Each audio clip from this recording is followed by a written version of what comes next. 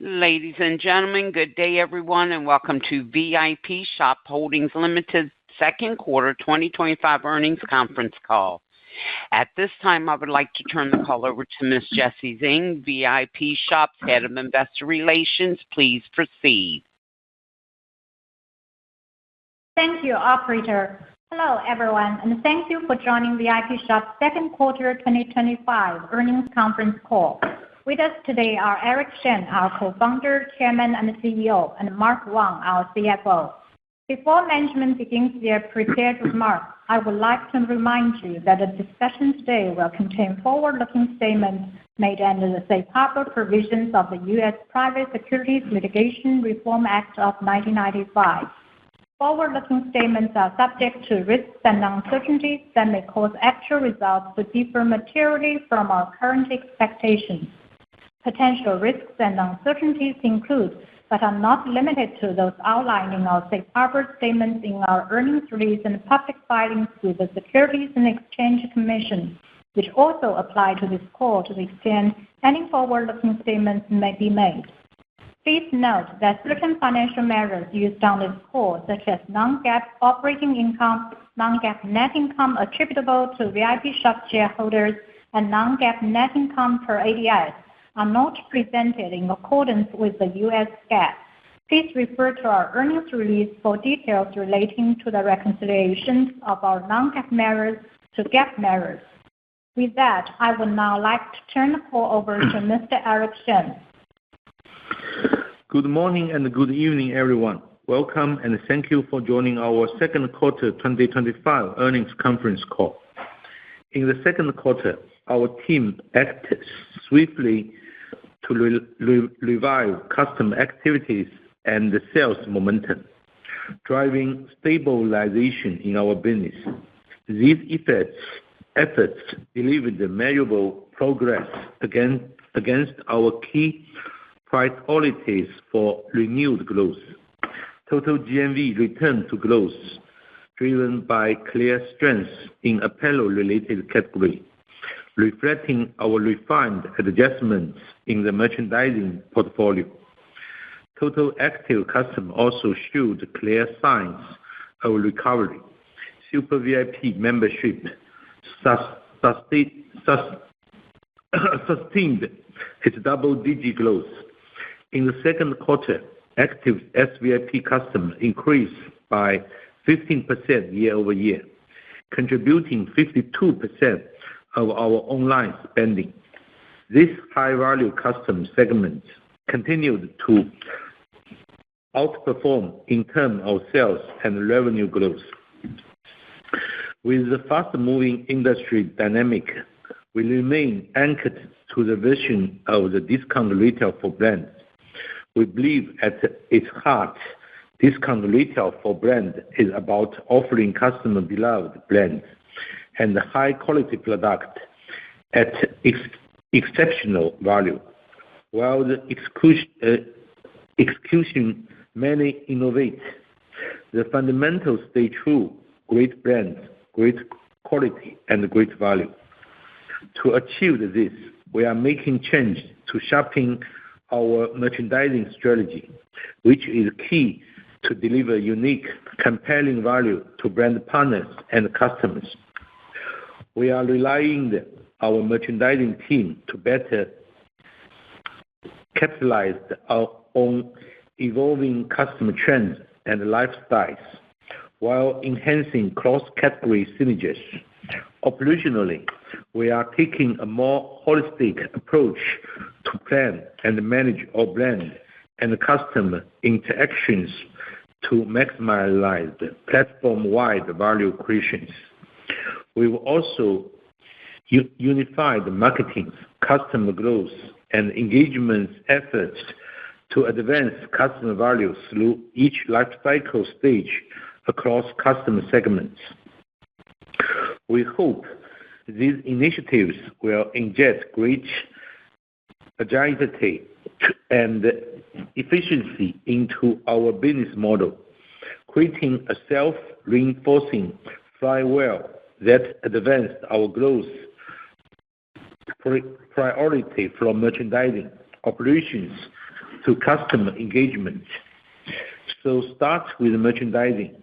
We are pursuing a path that is unique VIP shop.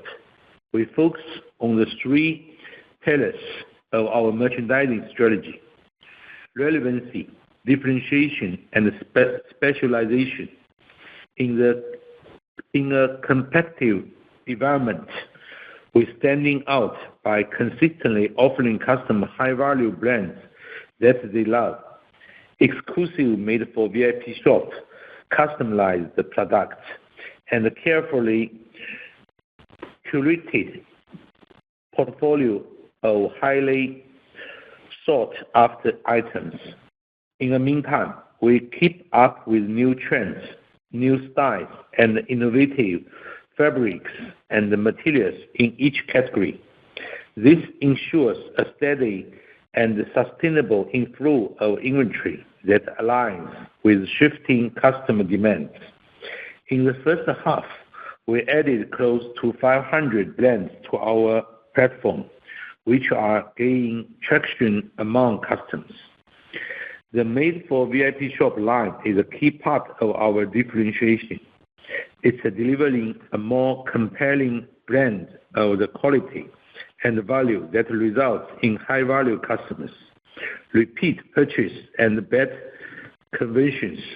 In the second quarter, it maintained strong sales momentum, contributing a meaningful portfolio of our apparel sales. For many brands, these customized products accounting for more than 20% of their sales on our platform. In the second quarter, we added more high-fashion selections, achieving improved sales through. We saw growing customer recognition of our platform as the go-to place for flash sale and treasure huntings. Leveraging our global sales capabilities, we will have the steady stream of differentiated items that flows into our assortment, so that shoppers always have something to discover as they come back. For our customers, we continue to create a unique experience that not only reinforces the affordability and the reliability they love, but also inspire them to discover the value and the freshness we offer. This is coming from optimized traffic allocation, along with the customer journey enhanced through improved search and the recommendations for both existing and new offerings. A good example of our customer-centric approach is the SVIP loyalty program. In the second quarter, we upgrade our private sales for SVIP member, offering high-beloved branded products to create a great sense of exclusive and delight. We expect the loyalty program to deliver a more differentiated and personalized experience for our top-tier customers. Lastly, we continue to develop and leverage AI capabilities as part of our overall technology advancement to drive growth and efficiency. We are deepening collaboration with business teams to expand AI application cases and deliver measurable results. We see promising early traction across our AI initiatives. AI-generated reviews and Q&As are contributing to enhance customer journey. AI-driven sales support is showing initial benefits to conversions and issue resolution. Besides, AI-powered marketing contents are demonstrate effective reach to potential customers. Despite the near-term challenges, we are investing in multiple ways to grow share across our merchandising portfolio and customer segments. Our roadmap for sustainable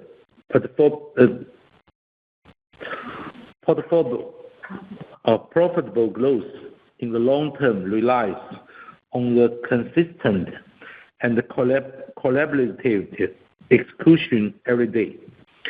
It stays true to who we are always been, while adapting to evolving trends, enhancing our capabilities, and always thinking about our unique role in retail for today's customers. At this point, let me hand over the call to our CFO, Mark Wang, to go over our financial results. Thanks, Eric, and hello, everyone. We have delivered another quarter of healthy profitability, with margins held up well as we moved at pace to stabilize the business. This underscores our team's consistent financial discipline in a dynamic operating environment. During the quarter, we prioritized investments in growth initiatives related to customer engagement and the merchandising categories where we saw good momentum. We were more agile to dynamically reallocate resources in response to more productive activities that really helped the business grow at a profit. As Eric indicated, through a series of organizational change, we have further enhanced strategic clarity and execution speed across company. Though we are early on our journey, these actions are building tangible traction, enabling us to position the business for return to sustainable, profitable growth in the quarters ahead. Furthermore, we are firmly on track to deliver on our shareholder return commitment for 2025, which is no less than 75% of the RMB 9 billion full year 2024 non-GAAP net income. In the first half, we distributed a total of over $640 million through a combination of dividend payments and share buyback, reflecting both our robust cash flow generation and the conviction in the company's fundamental value and the growth prospect. Now moving to our detailed quarterly financial highlights.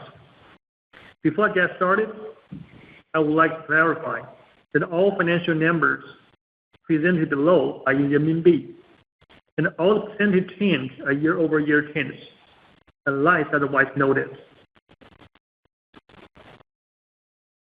Total net revenues for the second quarter of 2025 were RMB 25.8 billion, compared with RMB 26.9 billion in the prior year period.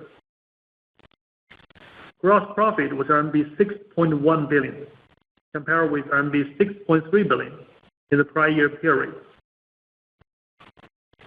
Gross margin was 23.5%, compared with 23.6% in the prior year period.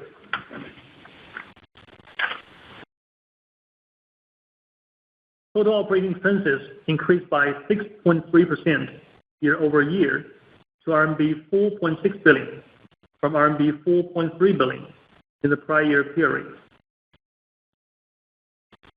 As a percentage of total net revenues, total operating expenses were 17.7%, compared with 16.0% in the prior year period.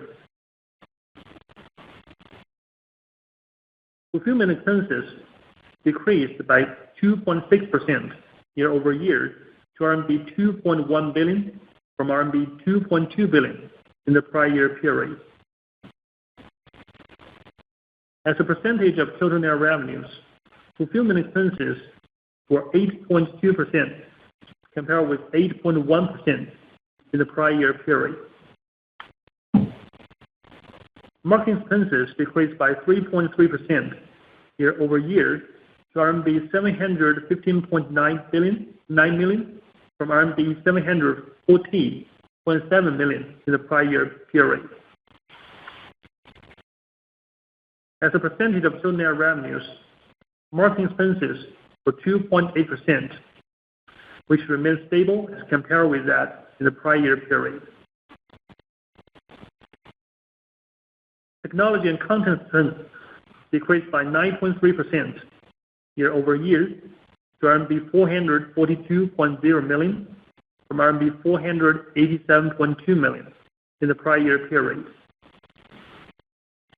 As a percentage of total net revenues, technology and content expenses were 1.7% compared with 1.8% in the prior year period.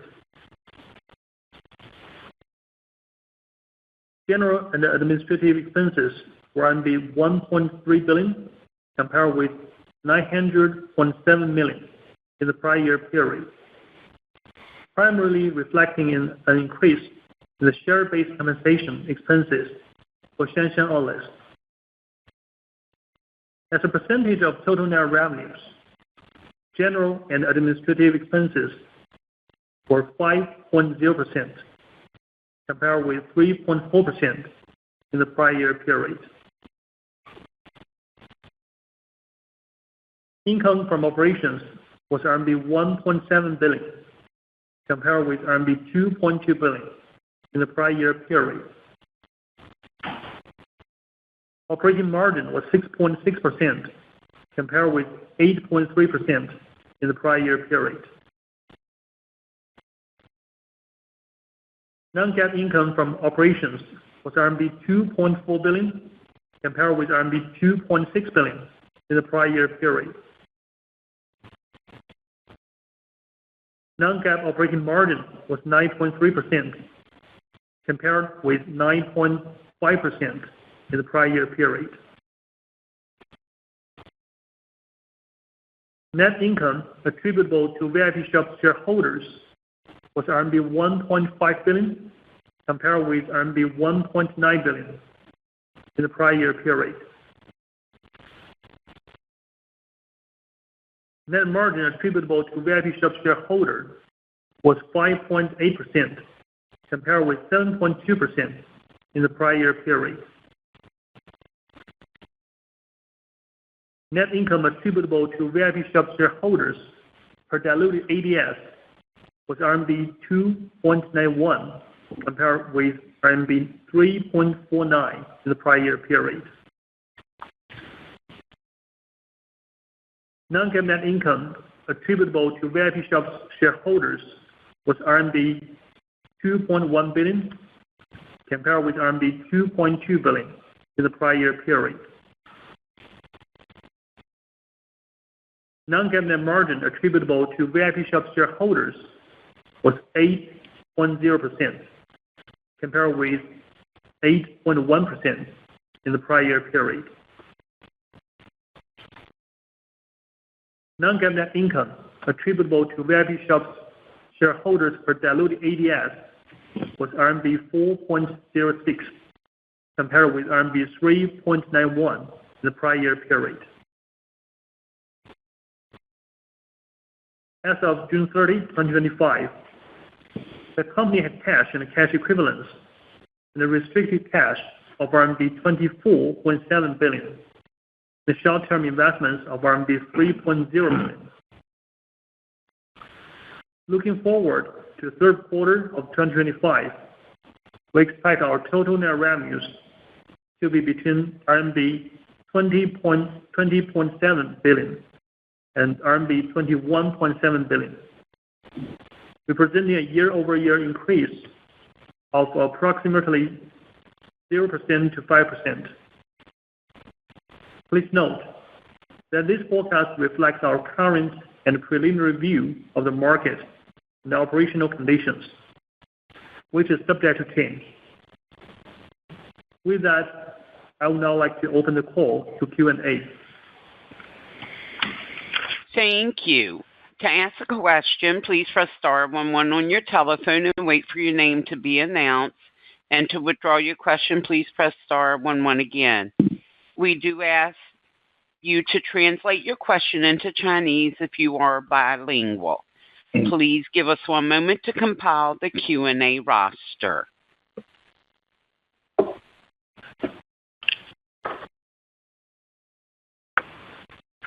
And the first question comes from Alicia Yap with Citigroup. Your line is now open. Thanks, management, for taking my question. My first question is about the latest e-commerce competition. Understand that there is very limited overlap, but curious to get management's view whether the recent stepped-up initiatives of quick commerce by other e-commerce platforms have any impact on Vipshop.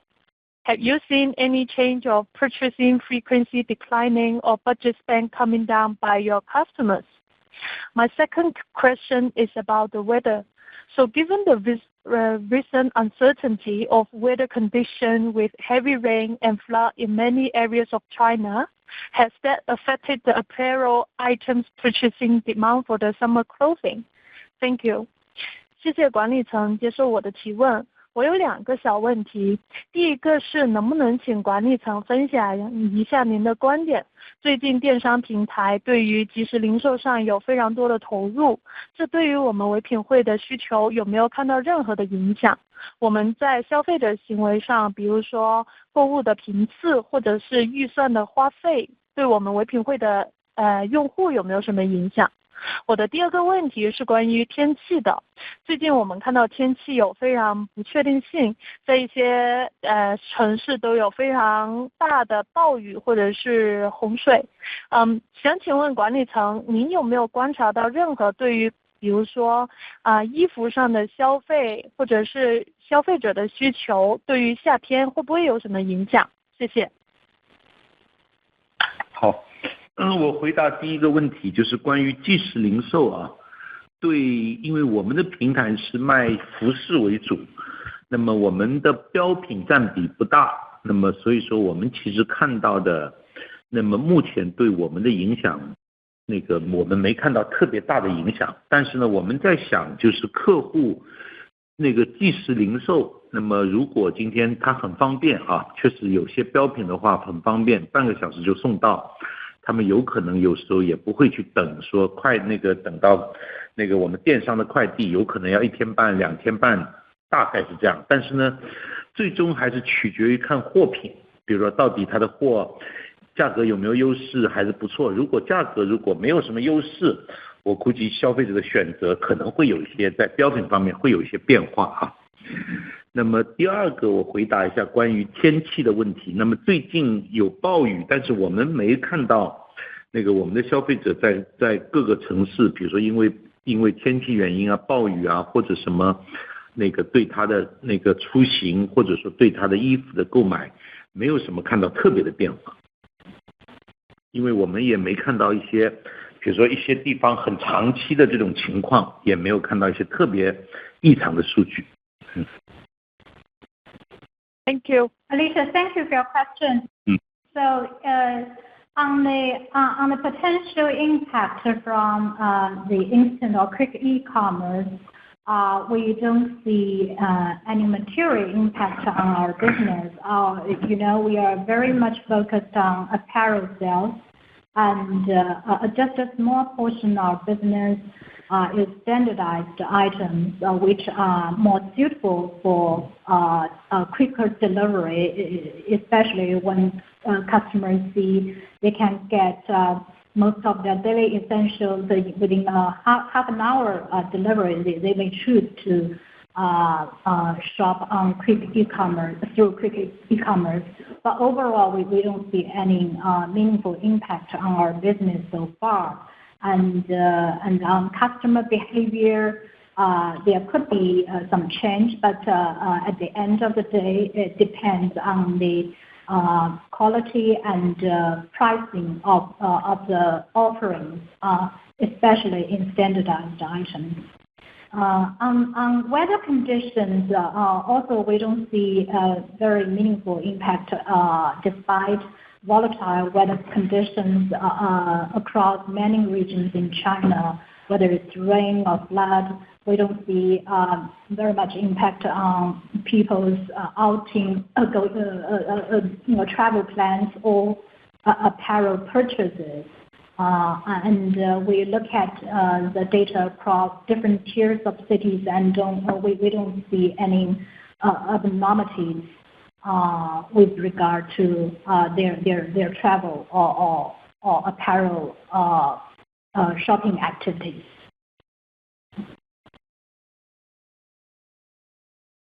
Thank you. And the next question comes from Andre Chang with J.P. Morgan. Your line is open. 谢谢管理层接受我的提问。我这边有2个问题请教。第一个问题是关于我们3季度的这个营收指引回到了一个这个正增长的一个区间。那我想跟沈总这边确认一下，就是这个部分的话，有任何去年基期特殊的因素吗？我这边是没有任何印象，但想确认一下，是不是这代表说我们重新回到了一个正增长的轨道？那可能这个3季度的这个增长的势头可能可以延续到后面的季度，这是第一个问题。第二个问题就想请教一下，就是我们2季度这边回购到了3亿5千万美元左右，这是大概可能2年来最高的这个金额啊。那我想了解说，这个公司在二季度这个回购的力度加大这么多，是有没有什么特殊的考量？那接下来我们今年剩下的时间，随着这个我们预计的这个 quota 还有相当的这个数额，我们是不是还会维持这样子一个回购的力度？那让我接下来翻译一下我的自己提问。Thank you, management, for taking my question. My first question is about the third quarter revenue guidance returning to positive year-on-year. I want to understand whether there's any comparison effect that helping the year-on-year growth, or we are back to no growth trajectory again, suggesting that the company will maintain positive growth in the coming quarters. My second question is about the share repurchase. The company bought back nearly $350 million in the second quarter, which is the highest in 2 years. I wonder if there's any reason for such a strong jump of buyback. And should we expect such a momentum to continue into second half this year, given the management's commitment in terms of shareholder return for 2025? Thank you. 我回答第一个问题啊，就是关于 Q3， 我们看到，那么包括我们对未来的预估、销售的预估，我们说看到有正向啊，比如说我们这次的预估是0到正5。那么我们其实是觉得，因为我们前段时间也在努力调整，包括过去几个季度其实一直不算好。那么包括我们把这个用户负增长的用户，我们把它搬回来了。那么现在有正增长，包括我们的用户里面原来新客跌的也比较多，那么我们也看到新客也找到一些方法能正增长，所以说我们自己认为那个就扭转了一些趋势吧。因为是客户增长了，那么我们就看到那个销售也会增长。那么包括我们说的那个，另外呢，我们其实努力也在货品上面继续努力，那么更多差异化的好商品，或者说我们要更强调有价格优势，因为我们是特卖等等等等啊，所以说我们其实也看到一些变化。那么我们也希望就是我们以后能延续这种正增长的趋势。那么但是呢，就是我们说的，比如说我们说的 Q4， 就是这次 Q3 就没有什么关于去年 Q3 的一些特别变化，因为我们是看到自己的那个水平在提升嘛。那么 Q4 的话呢，我们努力也争取，那么要做到正增长。那么但是呢，就去年的 Q4， 因为我们其实是做的不错，而且天气还有给力。那么比如说12月份那时候又比较冷，所以说我们反正尽我们努力吧，那么争取在以后尽量都把它做到我们讲的正增长，而且呢有可能叫正增长越来增长，随着那个我们讲的找到这种趋势，那么可能增长的越来越好吧。那么第二个问题呢，那个我们 CFO 来回答。So Andrew, on your first question on Q3 guidance, we guide for top line growth at 0 to 5%, and we attribute these positive momentum to the efforts we have made in the last a few quarters. We've made a lot of organization changes and adjustments in terms of merchandising and operation, so that we actually have started to see there are clear recovery in terms of customer growth. Total active customers actually have returned to growth so far year-over-year. Especially we have seen new customers which have been struggle for a few quarters have returned to growth as well. If customers start to regrow, and naturally we are more confident about sales and revenue growth. So we actually see, and also on the merchandising side, we've been talking a lot about providing more consumer relevant and differentiated and offerings, especially to provide them with more items at a competitive pricing. So we've done a lot of optimization on the merchandising front as well. So that's why we guide a positive top line growth for Q3, and we don't think there is any material base effect for Q3. And for Q4, we also want to see a positive growth in terms of top line.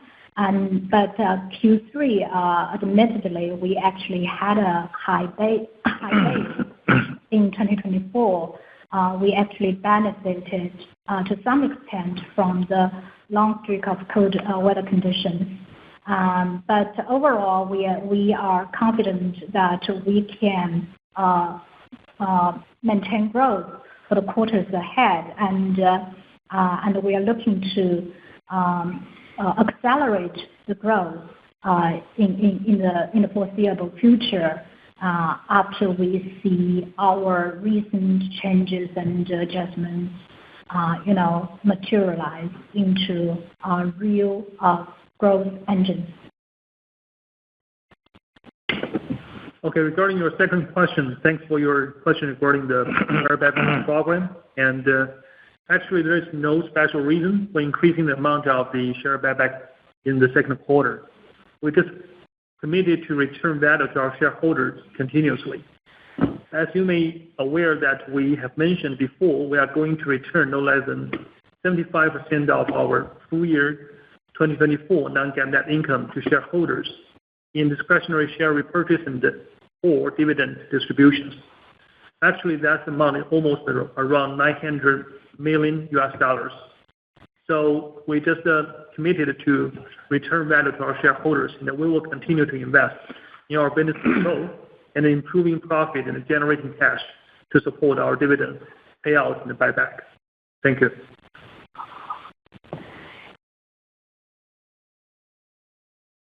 As a reminder, to ask a question, please press star 11 on your telephone.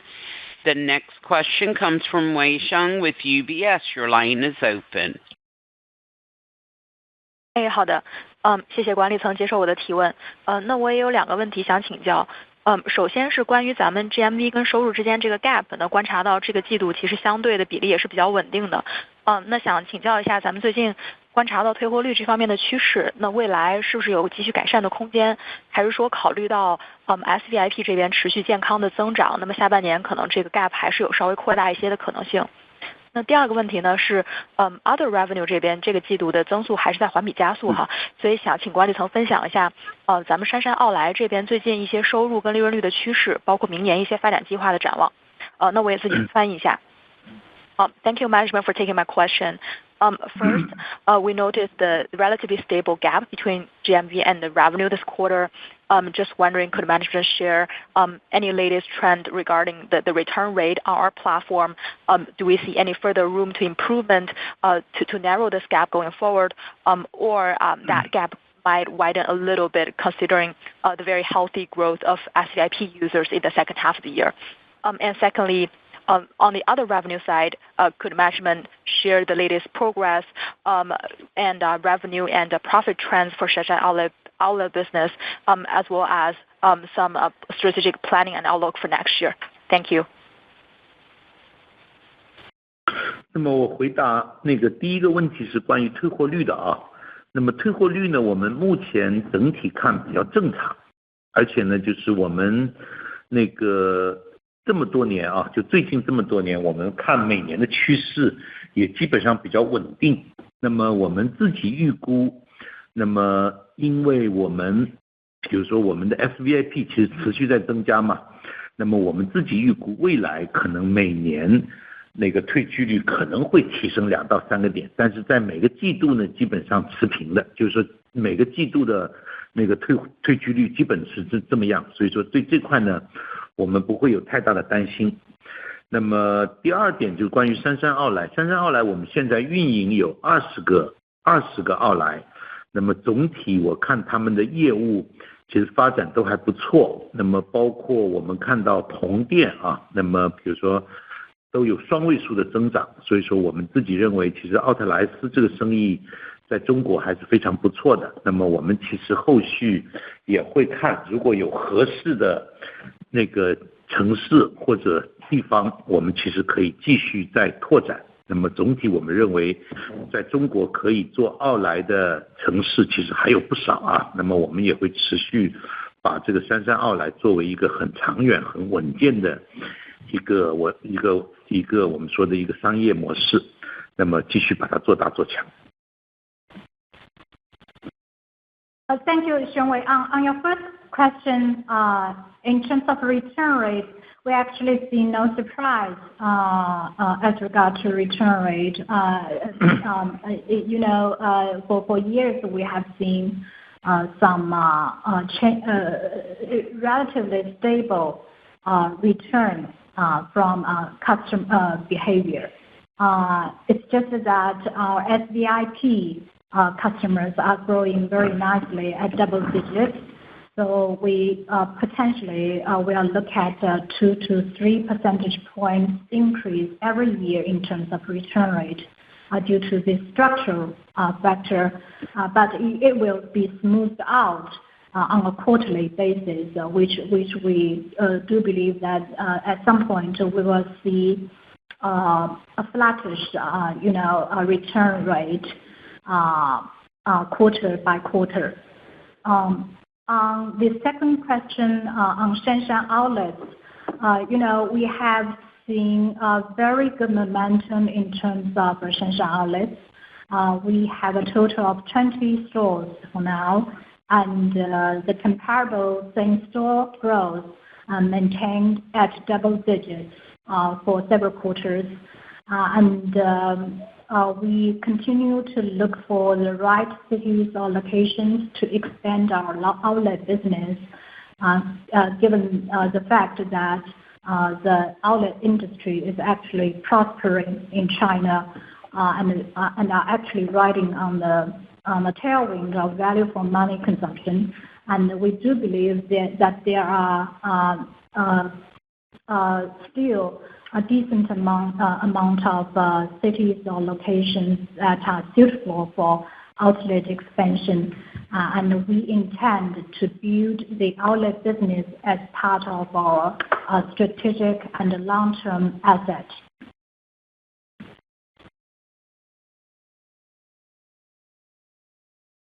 I show no further questions at this time. I will turn the conference back to Jessie for any closing remarks. Thank you for taking the time to join us today. If you have any questions, please don't hesitate to contact our IR team. We look forward to speaking with you next quarter. This concludes today's conference call. Thank you for participating, and you may now disconnect.